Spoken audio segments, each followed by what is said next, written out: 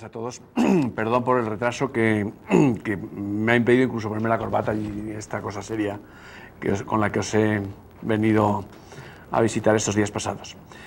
Bueno, y justo el día este en que os decía que os iba a hablar de la muerte, pues me pongo más informal y más trivial, porque si la muerte es lo más real que existe, lo más irremediablemente real y directo que existe, lo consecuente es que en este mundo de capitalismo de ficción la muerte tenga poco lugar.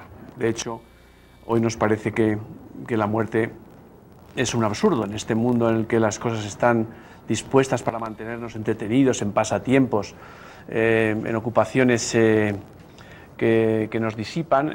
La muerte que remite a un sentido profundo, pesado, trágico, pues es lo contrario a lo actual. Así como os venía diciendo el primer día que el capitalismo de producción era un capitalismo en el que se producían objetos pesados, negros, foscos, espesos, que tienen que ver, que tienen una relación directa con el cuerpo muerto, con el peso del muerto. En cambio, el capitalismo de ficción es el capitalismo que os decía, transparente, ligero, banal, intáctil, volátil, que tiene que ver, pues eso, con una presencia etérea que no muere porque no hay punto al que matar, porque no hay materia a la que dirigir el punto de mira de la defunción. Bueno, de hecho, la muerte en nuestro tiempo tiene una sensación, da una sensación de estar fuera de lugar, de estar fuera del lugar, fuera del mundo en el que cada vez más se trata de que vivamos. Trágico, la palabra trágico etimológicamente quiere decir lo que no tiene solución, y en nuestra época pues todo parece que puede remediarse, si no es a través de una atención psicológica, es a través de un psicofármaco, si no es a través de una apoyatura, de un coach, como ahora es de moda, pues a través de la apoyatura de un religioso o de un libro de autoayuda. Lo irremediable, ese sentido trágico de la vida que se tuvo en un tiempo pasado, pues parece poco consecuente con esta idea que os he venido diciendo de la liviandad, de la ligereza, de la levedad de las cosas. También me parece que os mencioné que la muerte no siempre ha sido lo mismo. Como sabéis, bueno, hay gente que se suicida, bueno, que se inmola ahora mismo con los actos suicidas estos de terroristas, y para los cuales la muerte no tiene el sentido absoluto que tiene para nosotros, que cada vez va teniendo más en un mundo individualista. La muerte de un fedayín es la muerte que se ofrece a una colectividad para su salvación. Es esa idea de la inmolación por los demás, esa idea, por ejemplo, de la viuda en la India, cuando se deja quemar en la pira funeraria, ofreciéndose al marido como una muestra de fidelidad y de unión inseparable en todas las condiciones, incluso en el suceso de la muerte. La muerte no tiene valor absoluto en las culturas. Ha tenido un valor absoluto cada vez más cuando nos hemos desculturizado y cuando hemos vivido a solas con nosotros mismos. Y esta es la peculiaridad de nuestra muerte moderna, de nuestra muerte contemporánea, digamos, o posmoderna. Esa peculiaridad es que la muerte no viene cargada de sentido, sino que viene cargada de sinsentido, viene cargada de absurdo. Lo racional es vivir y lo absurdo es morir. Ya no se muere por la patria, ya no se muere por una causa, no se muere por una revolución, no se muere por Dios. Entonces, digamos, en términos de la posmodernidad, hay naturalmente, como he mencionado antes, gentes todavía en nuestro tiempo que lo hacen. Pero digamos, en qué dirección va el mundo y en qué dirección se extiende la cultura. Entonces, al perder sentido la muerte, esa trascendencia, porque haya una vida más allá, o porque se ofrece a una colectividad para su salvación, o para beneficio de una causa, como el caso de los palestinos, pues no teniendo sentido la muerte, ¿cómo afrontarla? ¿Cómo soportarla? Esa dificultad de soportar la muerte hace efectivamente que el mundo nuestro vaya cada vez más disimulando, como sorteando su presencia y haciéndose como el distraído respecto a esta historia. Nuestra cultura, además, tiene manifestaciones que nos hacen pensar efectivamente que estamos en lo cierto cuando pensamos que la muerte es un absurdo, ya que no tiene causa ni tiene objeto de cambio. Cuando vemos a nuestro alrededor los aparatos, que cada vez más tenemos un ordenador y no lo sustituimos porque haya muerto, lo sustituimos porque está obsoleto. Entonces las cosas no desaparecen porque han muerto, no desaparecen porque han muerto, no mueren, sino que se sustituyen por otro objeto nuevo, que es lo que pasa con todas estas historias de los injertos, de los lifting y de las operaciones y demás, como si pudiéramos siempre renovarnos, hacernos un cuerpo nuevo y otra vez y otra vez y otra vez, y nunca la muerte aparece. Bueno, esta idea así es muy importante porque la relación que teníamos con una máquina de escribir o que teníamos con un aparato de radio o que teníamos con, lo que sé, con unas zapatillas que no están todavía en desuso y las cambiamos antes de que ya no sirvan, crea toda una cultura de la renovación sin muerte, una renovación sin muerte.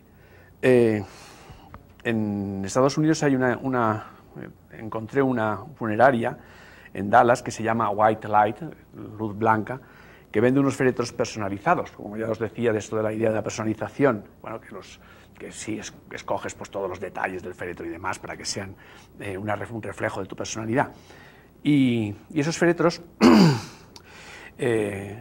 al llevarlos al cementerio, se envuelven en un papel de embalar y le colocan un título en rojo que pone Return to Sender, devolver al remitente, porque también va acompañada a la funeraria la idea de que es un trámite, pero que no significa trágicamente la muerte.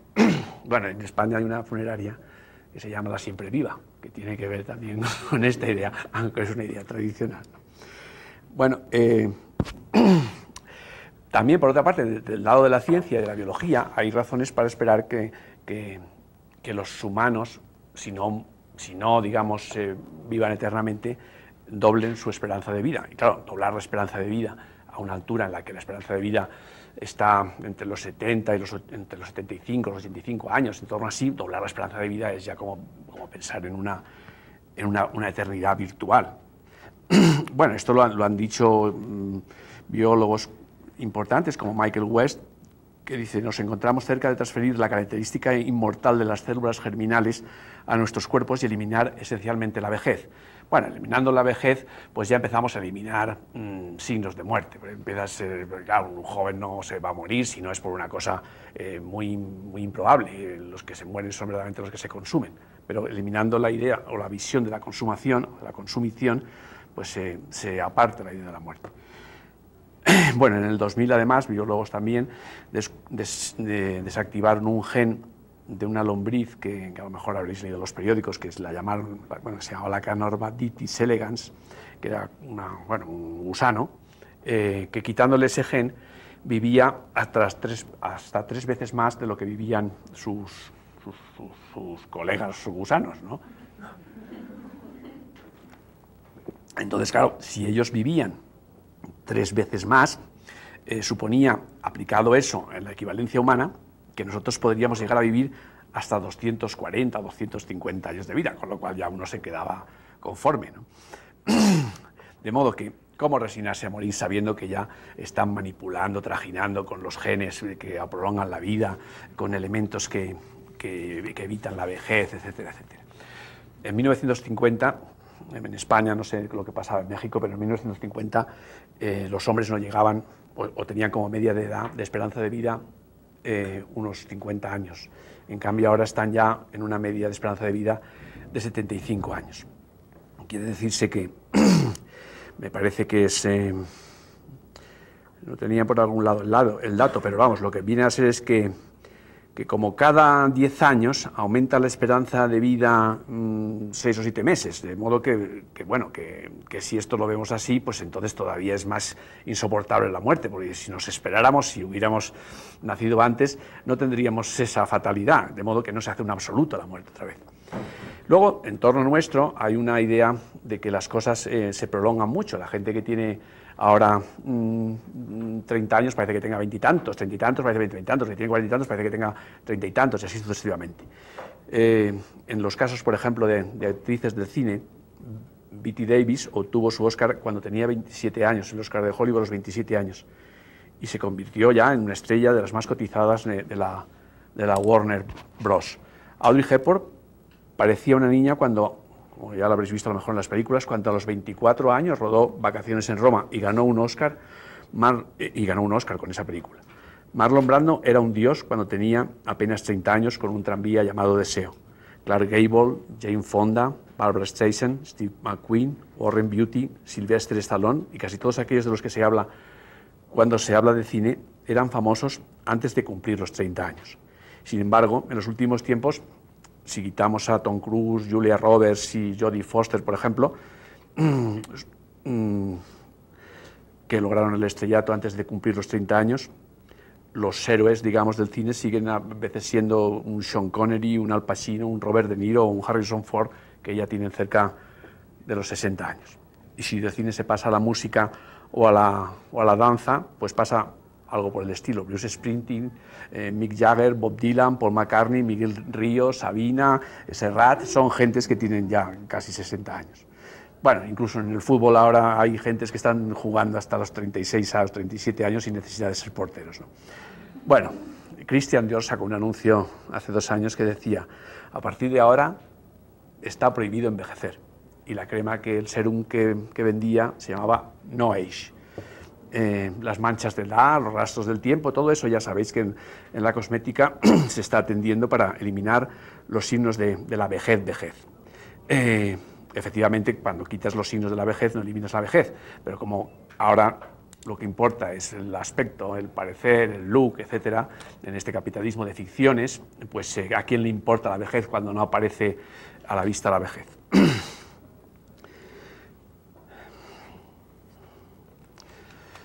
Bueno, lo que os decía antes de la estética, por los datos que tengo de Europa Occidental, en la década de los 90, aumentó en un 50% el número de personas que se sometieron a una operación de estética y se calcula que esta cifra se doblará en los próximos años, en estos años del siglo, primeros de siglo, no solo porque se operen más gentes, sino porque muchos de los que se han operado repetirán la operación, o sea que hasta los ancianos seguirán operándose de las patas de gallo y todas esas cosas.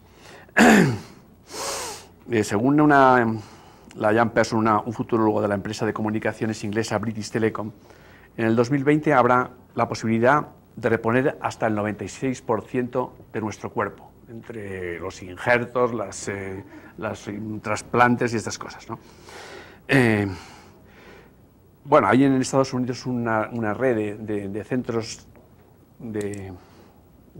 de estos de adelgazamiento y de rejuvenecimiento y tal, que no son solo balnearios ni centros de estética, sino que se llaman centros de longevidad, donde efectivamente lo que hace uno lo que va buscando uno cuando acude a ellos y se somete a los tratamientos, no es ya aparecer después con un mejor aspecto, sino no sé si es la verdad o mentira, pero vamos, lo que se trata es de que la promesa es de que con ese tratamiento a través del centro lo que se hace es aumentar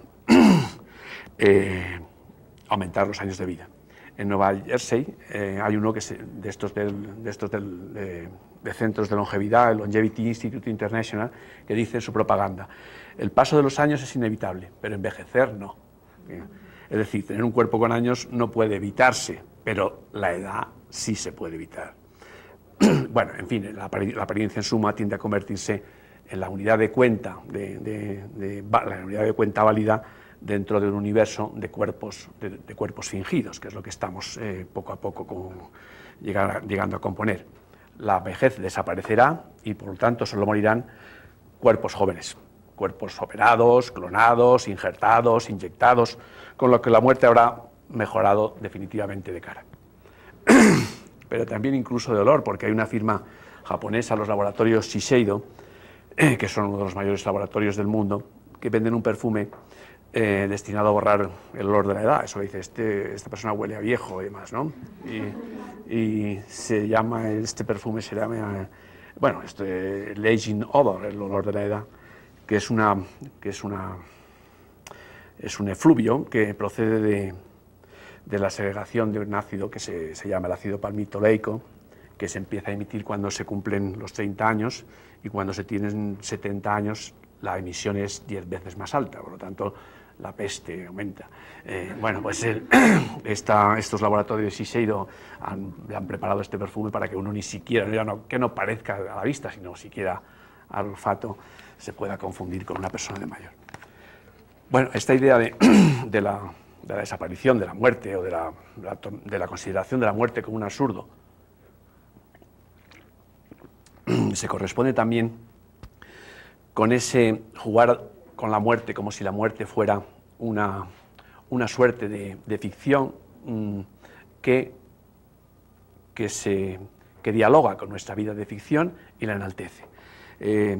Toda esta es la dinámica que hay en los deportes extreme, de los que, claro, habréis oído hablar muchas veces, ¿no? Deportes de estos que son deportes de riesgo, que están en la línea de la vida y de la muerte, donde hay unas descargas enormes de adrenalina y entonces pues la sensación de vida se acentúa. Es la sensación que tiene el piloto de Fórmula 1, que siempre es una persona que tiene un plus de vida gracias a que está en un plus de cercanía con la muerte. Bueno, en Estados Unidos, en los años finales de los años 90, todo era extreme. No sé si tenéis algún contacto con la revista norteamericana, pero se llamaba, había extreme vainilla, los helados desodorantes extreme, salsas para sándwich extreme, extreme catéteres, extreme church, yo qué sé, extreme biblia, extreme periodismo, en fin, extreme personalidad. Bueno, y los deportes aquellos de riesgo a los que me refería, pues ya los conocéis de algunos de ellos, que es el jumping, todas estas cosas del puenting, y uno sobre todos ellos, que es el base, que es base con las iniciales base, que quiere decir base, la B de building, la A de antena, la S de spank, puente, y la ERC de tierra, que son deportes en los que han muerto ya casi 100 de los participantes, pero lejos de eso de ahuyentar a la gente cada vez se apunta más al base, por esa misma razón de juego con la muerte, convertida la muerte, como digo, en un aliciente de la vida. O sea, como participar en esa probabilidad de morir da naturalmente más autenticidad a la aventura, más valor de autenticidad a la aventura. Es como esa demanda de realidad que os contaba en otra sesión. Deportes próximos con riesgo que gracias a que están próximos a la realidad dan más a la realidad, que es la muerte, la realidad por antonomasia, que es la muerte, dan más realidad, más potencia de realidad a la vida. Os voy a contar algunos ejemplos de estos deportes extremos y de otras actividades que son verdaderamente significativas de lo que está sucediendo en estos aspectos.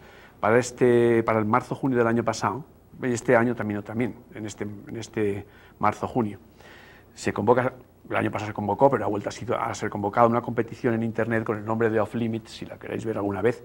Se llama Off Limits 102, que consiste en pilotar durante 102, o se llama 102 porque consiste en pilotar durante 102 jornadas aviones superligeros sobre zonas militar o científicamente restringidas entre Ciudad del Cabo, El Cairo y Marrakech, de manera que pasas por ahí y lo normal es que te disparen con los cohetes antiaéreos. Bueno, son deportes, por otro lado, que no tienen ninguna resonancia pública, porque como comprenderéis, a estas cosas no van miles de espectadores, ahí no van pues, la amante o el amante del piloto y poco más, ¿no?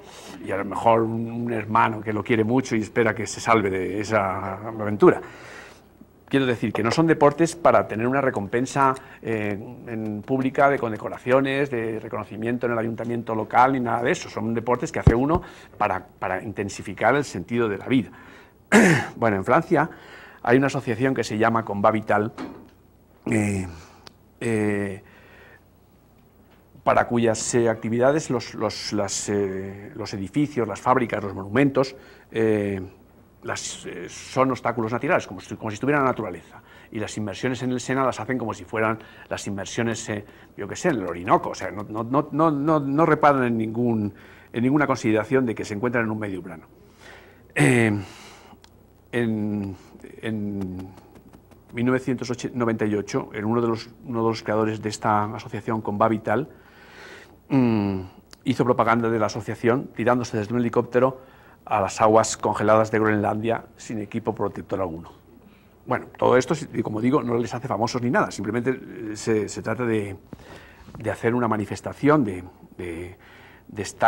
una manifestación a favor de producir vida, una vida naturalmente que, como digo, pues se obtiene de la fuente de la muerte, de esa muerte que es la realidad que concede a la vida una condición que parece perderse.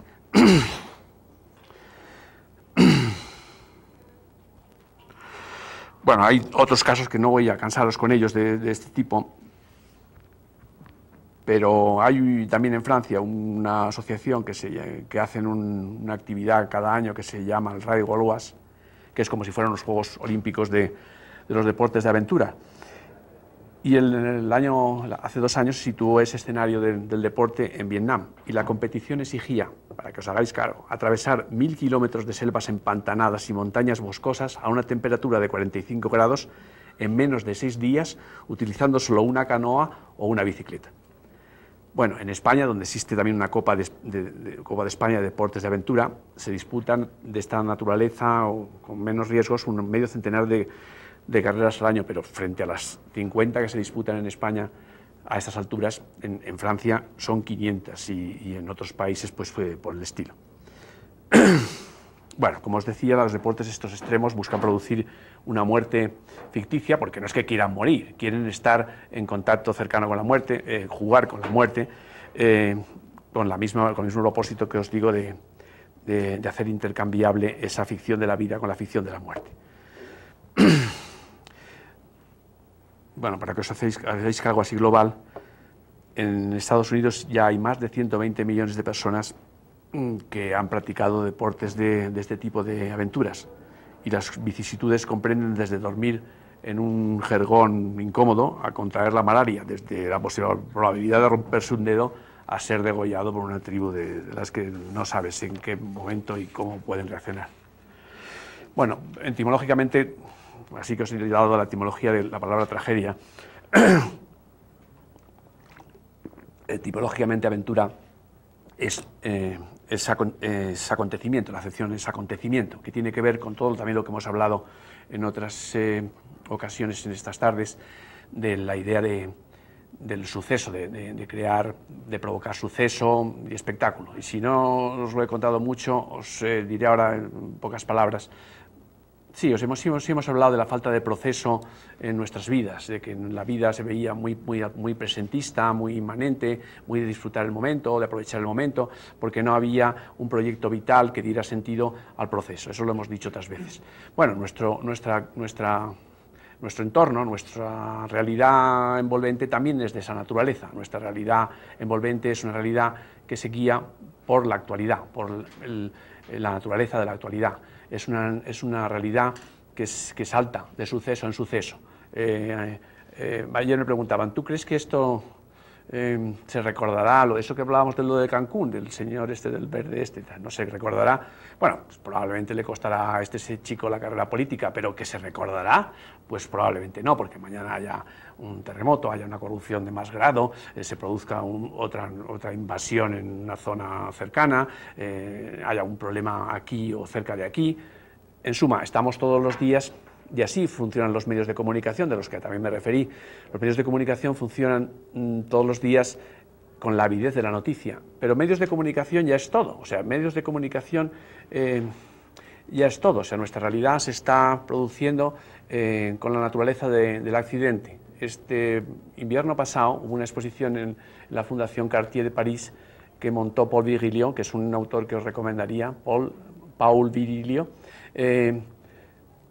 que la llamó l'accident, el accidente, y venía más o menos a decir lo que estoy diciendo, que nuestra manera de vivir la historia no es una manera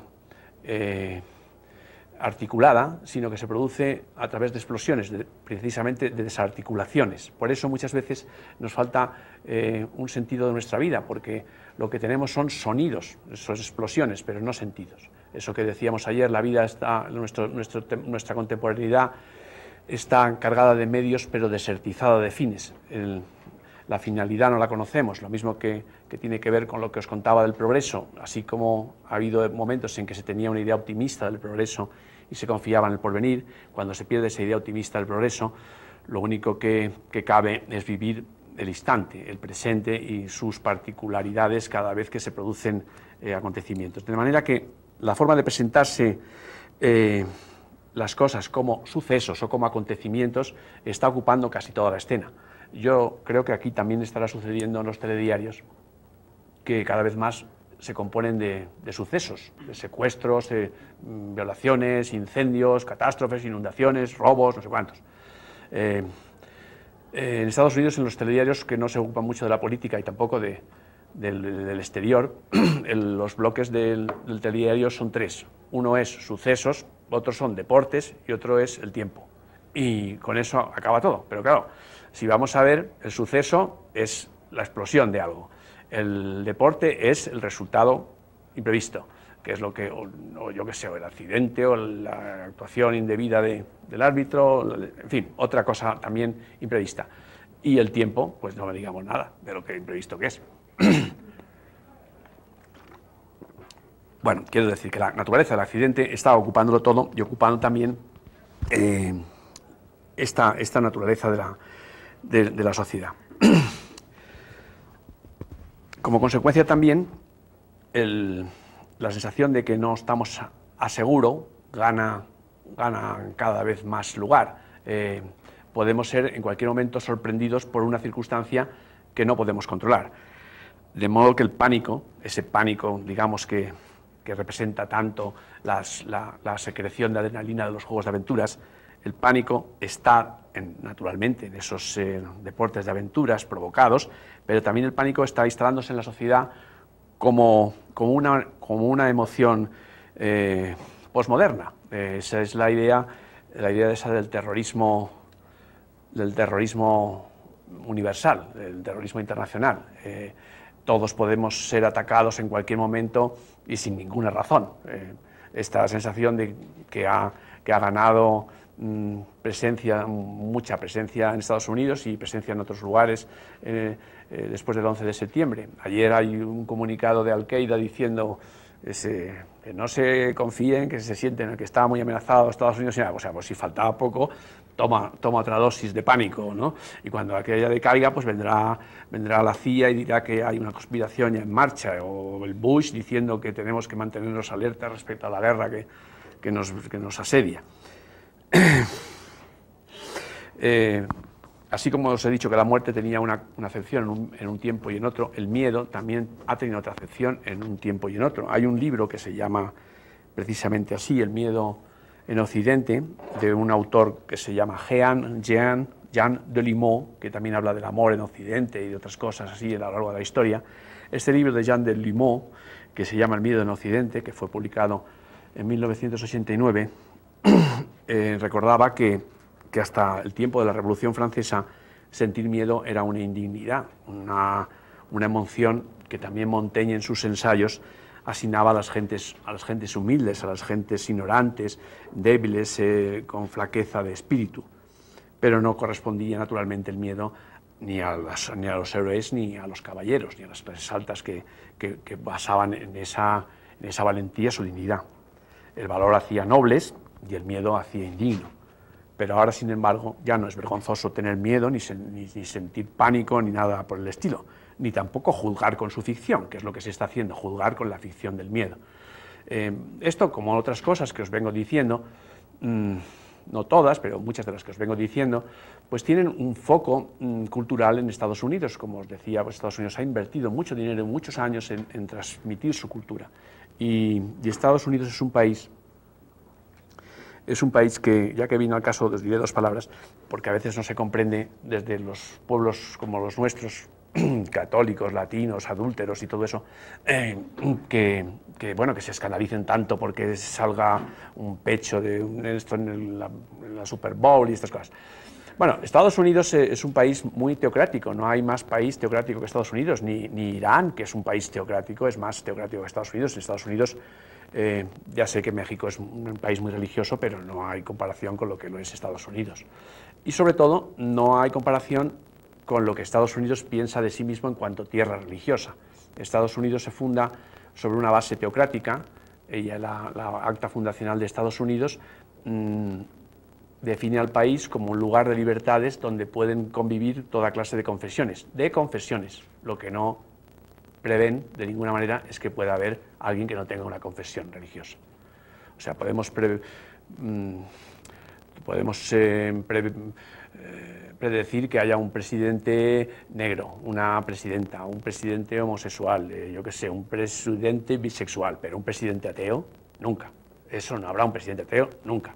Hasta que Estados Unidos deje de ser lo que es un país fundamentalmente religioso. Bueno, es un país fundamentalmente religioso, se cree la tierra prometida y como consecuencia de ser la tierra prometida, que así lo vieron los pilgrims, los peregrinos que fundaron Estados Unidos, como consecuencia de ser la tierra prometida, territorio sagrado, elegido por Dios, siempre como consecuencia piensan que han de ser amenazados por el mal.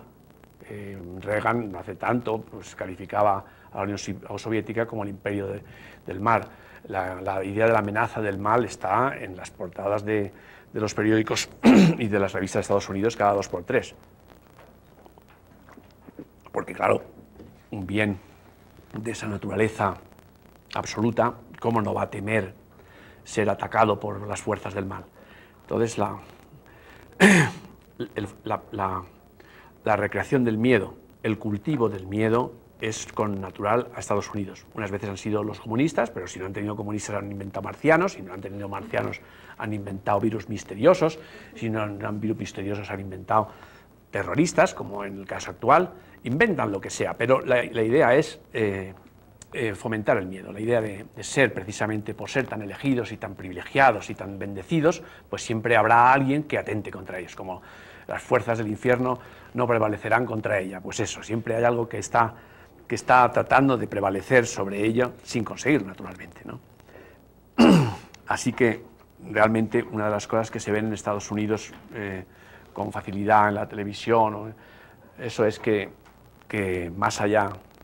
por eso os decía, bueno, lo que os quería decir de la cosa de la puritana y demás, tiene que ver con las formalidades de una convicción protestante que públicamente respeta mucho estas formas y demás. Bueno, de esa manera también, si no hay mucha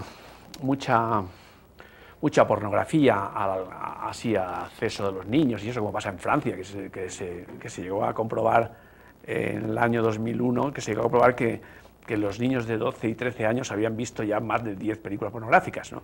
Bueno, en sesiones por la mañana, mientras iban al colegio, antes de ir al colegio, mientras los arreglaban y tal, pues veían pornografía. Bueno, pues eso que es inconcebible en Estados Unidos, sin embargo, lo que hay es, en lugar de videopornografía, hay videohecatombe. En Estados Unidos se ve la videohecatombe constantemente, hay cantidad de vídeos que luego han exportado a todas las televisiones del mundo, en las que se ven las tragedias, gente agonizando en una inundación, y no sé, bueno, todas esas cosas que habréis visto mil veces en los vídeos que mandan los videoaficionados o que realizan las productoras. En definitiva, un cultivo constante del pánico. Hace unos años había un bestseller que se mantuvo mucho tiempo en las listas del bestsellers del New York Times, que se llamaba Manual de Supervivencia en Situaciones Extremas. Y entonces enseñaba cómo tirarse con un paracaídas desde un piso 70 cuando estábamos en la oficina, por si sucedía algo. Bueno, tontadas de estas que hacían sentir que la muerte estaba cerca y que se acechaban por todas partes el peligro. De modo que, claro, una vida corriente y moliente, una vida vulgar y común, pues se convertía en un suceso extraordinario, gracias precisamente a ese acecho de la muerte. Porque es lo mismo que decía de la Fórmula 1. Uno puede conducir a 20 por hora y no sentir que está viviendo mucho, pero si uno conduce a 250 o 300 en una autopista de estas en competición, pues sí que siente que la muerte va flanqueándolo, ¿no? Bueno, de manera que de esa forma de aumentar el miedo, pues llega a convertirse la vida ordinaria, como os digo, pues en una especie de deporte extreme, ¿no? Hace ya de la vida corriente una vida salvada del peligro, y hace de la vivencia una supervivencia. O sea, cualquier vida vulgar se entona de esa manera gracias a la alarma. Antes se podía morir en cualquier momento, pero ahora lo principal es que nos salvamos a cada instante. Bueno, lo que os decía del terrorismo creo que ya lo tenéis bien asumido, porque todos hemos participado de esta locura que se ha desencadenado después del 11S y de lo que es esas cosas de las guerras preventivas. Claro, la guerra preventiva hace que la guerra sea interminable. Siempre habrá algo que prever o algo que inventar para prever. De la misma manera que os he contado tantas ficciones en otros órdenes, pues está la ficción de la amenaza iraquí y de las armas de destrucción masiva. Es una guerra con una causa mentirosa y una guerra que se desencadena sobre una falacia básica.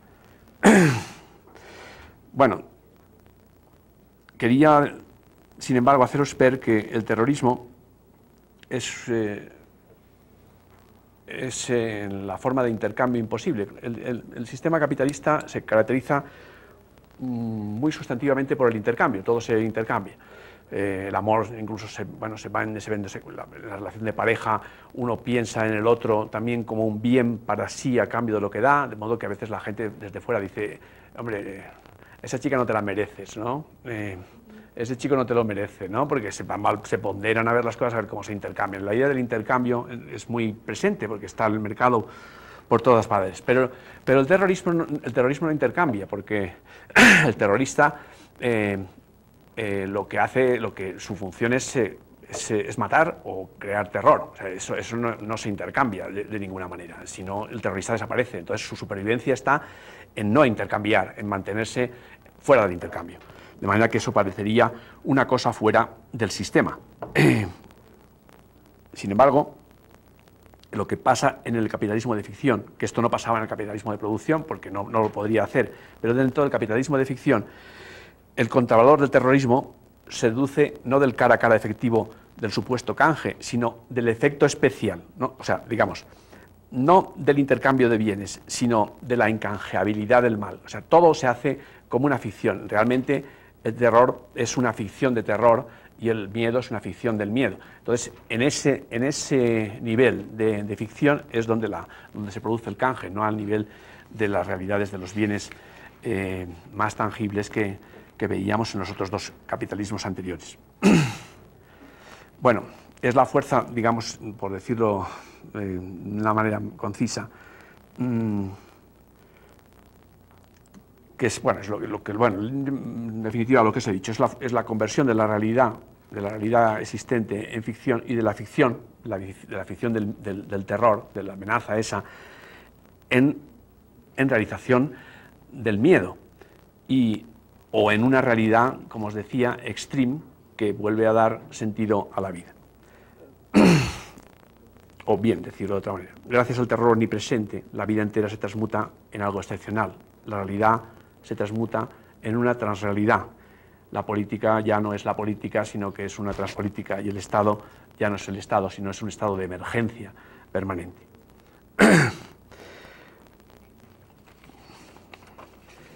Os he hablado del presente discontinuo y creo que ya tenéis bastante con lo que os he dicho, en cuanto que verdaderamente ahora mismo parece que podría ocurrir cualquier cosa en cualquier lugar y en cualquier momento.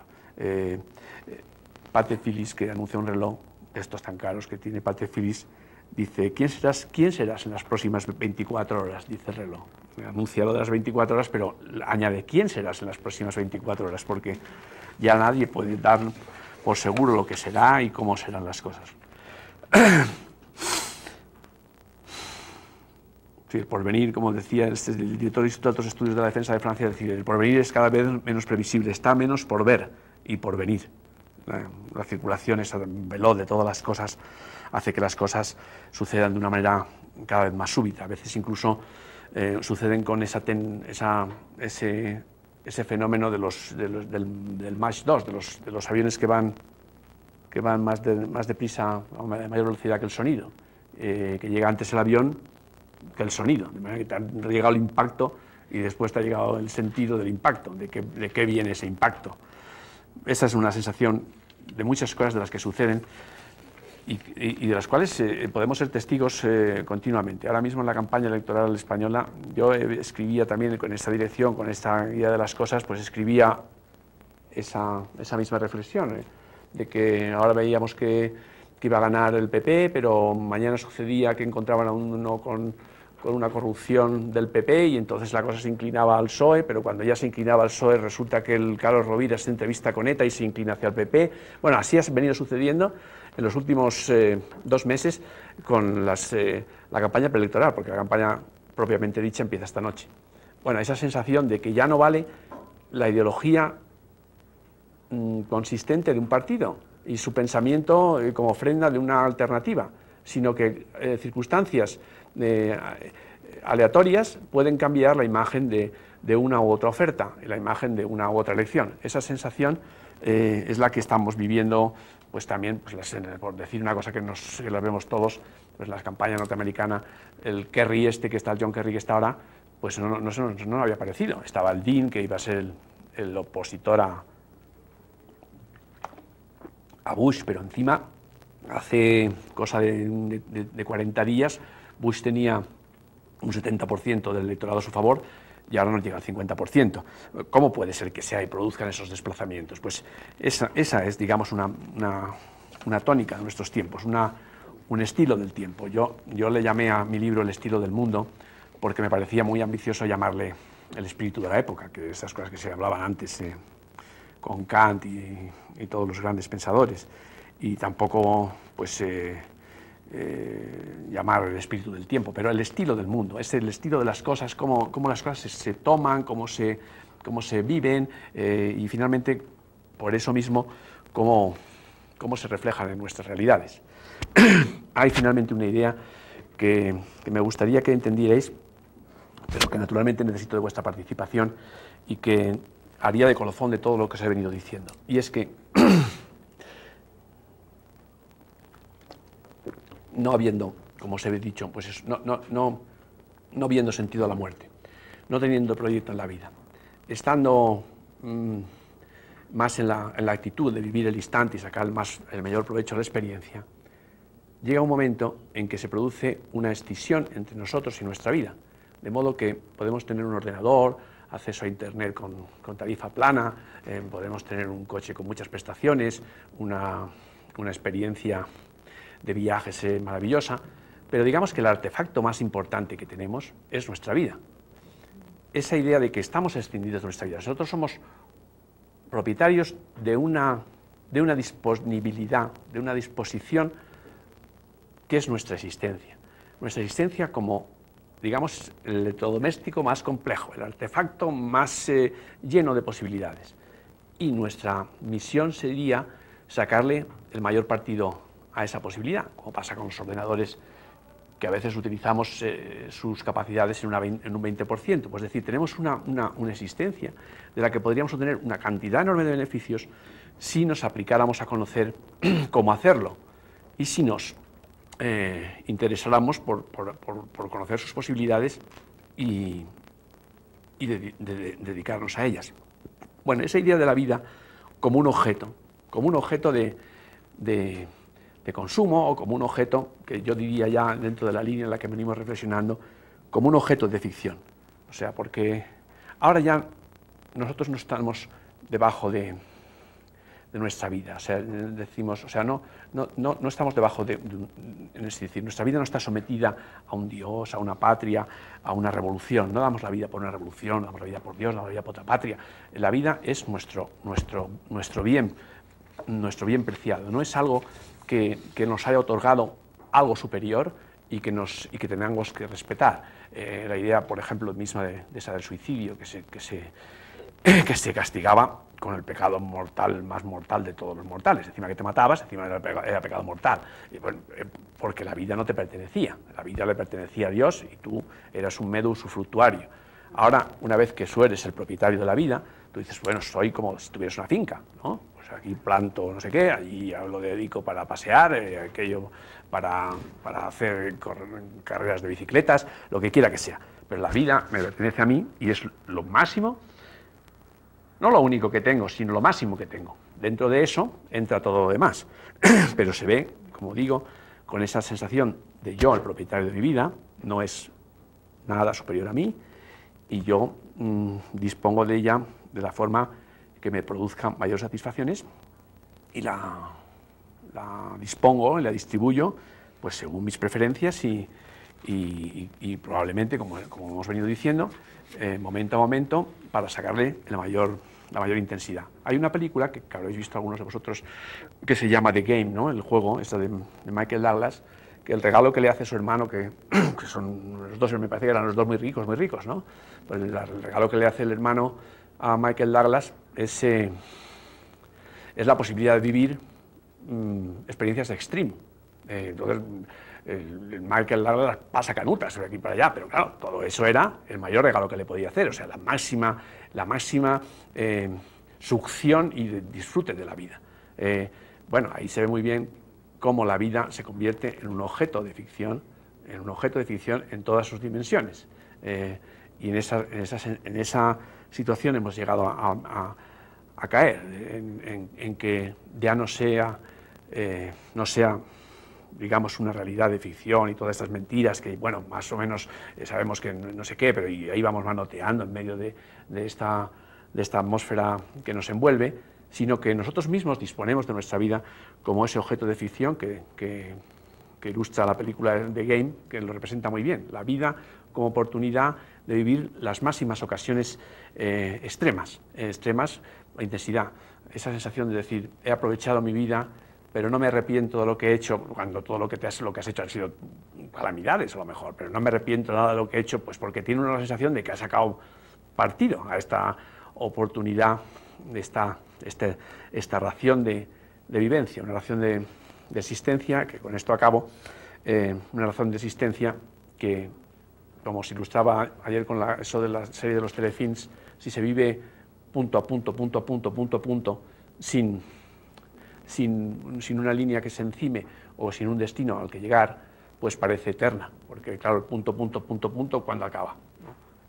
Bueno, esa es la conclusión final, digamos, que la pérdida de la realidad de la vida nos devuelve la ficción de la eternidad de la vida. Bueno, gracias a todos. Me parece, bueno, os tengo que agradecer mucho que hayáis estado en estos días conmigo. Yo siempre cuando uno habla con los demás se encuentra mejor que cuando está pensando a solas y debo decir que lo he dicho ya varias veces en mi estancia en México ahora y en otra ocasión, que siempre me ha resultado muy gratificante la relación con los periodistas, que han sido con los que más he conversado, con los que he tenido ocasión de comunicarme cuando he tenido entrevistas o cuando hemos hablado de la profesión, y también la buena impresión que me han causado las gentes que estudian. Yo creo que esto va a mal, va a peor, ¿no? El proceso de deterioro de la cultura y del interés por la reflexión y por la meditación, y sin embargo pues yo veo aquí en México todavía un nivel de interés que desgraciadamente encuentro desaparecido en mucha parte de la juventud española, en demasiada proporción de la juventud española. Yo escribí ese libro que os decía el otro día, El planeta americano, muy irritado con la experiencia de que precisamente ese modelo de vida viniera a ser el modelo del mundo, porque no era precisamente el mejor de los modelos. Pero fatalmente estoy viendo que ese modelo, bueno, todos lo estamos viendo, pues se extiende como una epidemia, se ha extendido ya como una epidemia, contagia cada vez más y de una forma deletérea, va deshaciendo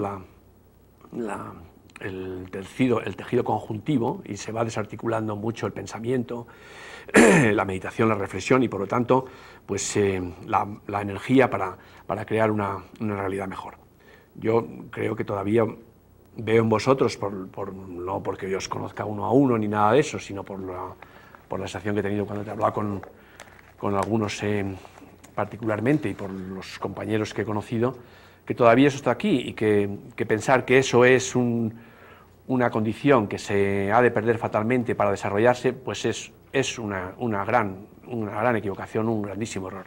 El desarrollo no está en la dirección de la línea norteamericana, y para ellos también es evidente, sino quizá en esa otra dirección que nosotros hemos comprendido, en términos de felicidad, con una comunicación más estrecha en nuestras vidas de barrio, cuando las hemos tenido, porque a veces ya las vamos perdiendo, y en esta otra idea de la existencia que tiene más que ver con alimentarse culturalmente y no de productos que conducen a ganar más dinero o a tener un estatus material más alto, que finalmente, como demuestran siempre los estudios que se han hecho últimamente, pues no aumentan el grado de satisfacción, sino que conducen precisamente a incrementar la insatisfacción y la decepción sobre el proyecto, sobre el estilo de vida que se ha adquirido como general. Bueno, gracias otra vez a todos y bueno, cuando tenga ocasión vendré con muchísimo gusto otra vez.